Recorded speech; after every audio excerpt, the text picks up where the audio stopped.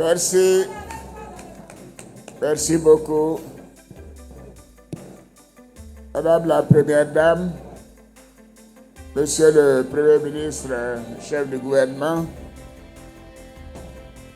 Mesdames, Majestés, Vieille Pascal, Mesdames et Messieurs les ministres, honorables chefs traditionnels, distingués guides religieux, chers chefs de communauté, chefs de village, chefs de tribu, chers parents, ouais, aidants, chers frères et sœurs, je voudrais, Majesté, vous remercier ainsi que tous les chefs des 3 régions du district des montagnes qui ont fait le déplacement pour venir s'entretenir avec moi.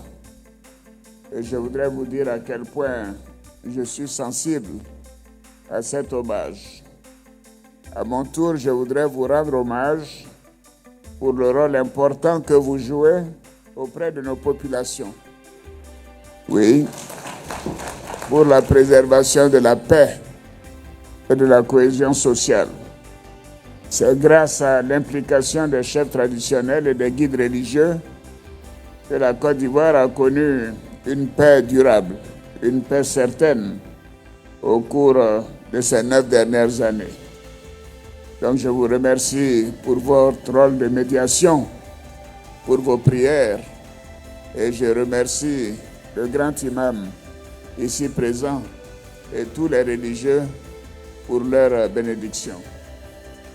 Je suis conscient du rôle important que vous jouez dans notre société, que j'ai tenu, honorable chef, à donner un statut au chef à travers la création de la Chambre des rois et chefs traditionnels.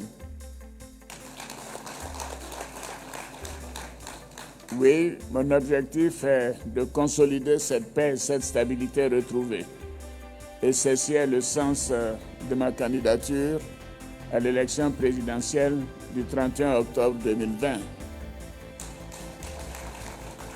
Et Majesté, je voudrais vous remercier pour avoir pris l'initiative de me demander d'être candidat à l'occasion des obsèques de mon fils, Amadou Gon Coulibaly, à Korogo. Ceci est une grande marque de confiance. Je voudrais vous remercier. Merci à vous. Savez-vous, vous le savez, je ne vais pas revenir sur ces moments douloureux, mais après le décès de Amadou Gon Coulibaly, le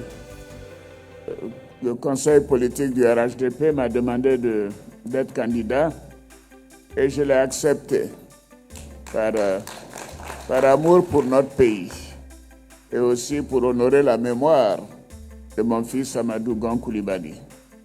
Et je suis là aujourd'hui pour vous remercier pour l'initiative que vous avez prise et vous dire que toute la famille Gon Coulibaly, comme la grande famille Ouattara, vous remercie pour cette marque de confiance.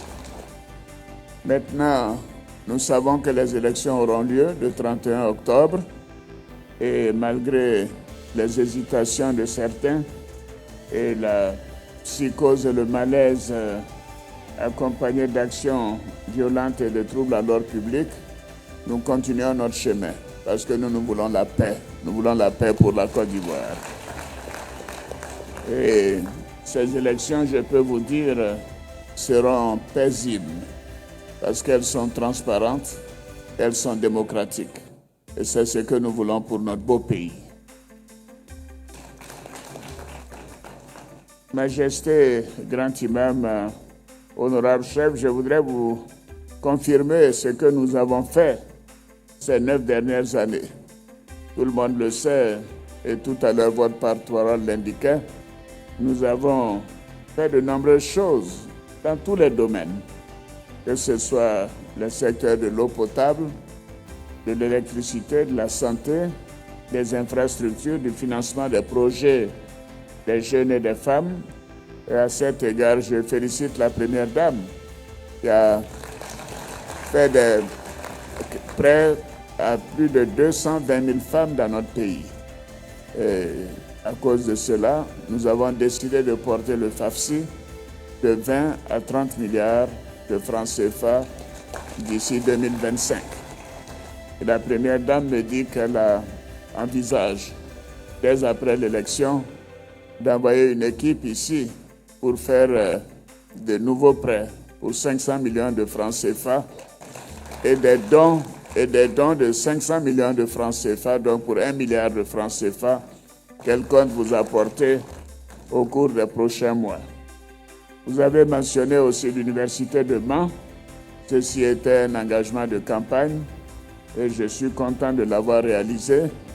Et je peux vous dire que tous les engagements que j'ai pris au cours de ces dernières semaines, de ces derniers mois, et que mon fils Amadou Gon Coulibaly vous avait détaillé, nous allons les faire. Nous allons les faire. Vous pouvez me faire confiance. Et mon ambition est de porter notre pays encore plus haut, de le faire rayonner davantage, pour que l'on sache que la Côte d'Ivoire est en de bonnes mains et que la Côte d'Ivoire continuera d'être stable et que les populations continueront de connaître la prospérité. Je voudrais m'adresser aux jeunes du district des montagnes et les féliciter parce que nous n'avons pas eu de débordement. Nous n'avons pas eu de débordement des jeunes dans ce district. Contrairement à d'autres régions où des jeunes sont allés prendre des armes pour barrer les routes et faire des choses inacceptables. Et cela, c'est grâce à vous. C'est grâce aux élus qui ont pu parler aux jeunes pour leur expliquer que leur avenir, c'est plutôt l'école, c'est la formation et c'est de trouver du travail. Et ils peuvent compter sur ADO pour leur trouver du travail pour l'avenir. Donc je voudrais, avant de terminer, vous remercier de votre soutien, de votre confiance et aussi vous encourager à voter massivement le 31 octobre, car vous m'avez demandé d'être candidat, donc je suis sûr que dans les urnes, le taux de participation et le vote en faveur d'Alassane Ouattara confirmera votre engagement. Je veux compter sur vous. Notre pays est un pays de paix et nous devons tout faire pour préserver cette paix, si chère au président Houphouët-Boigny, car sans paix, aucun développement n'est possible. Avant de conclure, je voudrais vous rendre hommage, Majesté, pour votre initiative et vous dire que je suis disponible. Je vais vous rassurer dans ce grand district que nous sommes des alliés et tout ce que je dis sera donc exécuté à la lettre. Et je voudrais aussi saluer la présence du grand imam et souhaiter que Allah lui donne longue vie et qu'il continue de prier et de nous faire des bénédictions. Merci, merci et merci.